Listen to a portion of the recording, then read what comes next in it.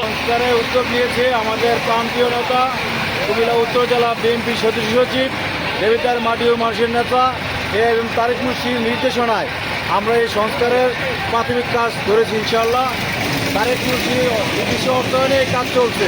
ধন্যবাদ সবাইকে। আসলে সকাল 10টার দিকে এই জায়গায় আমি আসা দেখি কাজগুলো করে দিচ্ছে এরকম অবস্থা। তাড়াতাড়ি যাবার যায় এক কাজটা আমরা এই জায়গায় দেখি। আপনাকেও আসলে ধন্যবাদ যে আরসিবি রাস্তার জন্য সে রেজিস্ট্রেশন করছে। আশা করি উন্নয়নের জন্য কারোর বাধা নাই, সবাই উন্নয়ন করবে। তারপরে তারকের সাথে কথা বলে তারপরে ব্যবস্থা করবো আর শীতের ব্যবস্থা করবো। এই রাস্তাটা মোটামুটি একটা মানুষ আসা যাওয়া করতে পারে এরকম। কারণ এই জায়গায় যে বড় যে একটা গর্ত ছিল, এই গর্ত যদি থাকতো রাত্রে 12টা একটার সময় সুনামগঞ্জ, কিশোরগঞ্জ, নেত্রকোনা এই বাসগুলো এখানে যায় কনফার্ম এলে ছেড়ে। ভালো থাকবেন, আল্লাহ হাফেজ। আমরা রাজনীতি করি উন্নয়নের, মানুষের সেবার জন্য।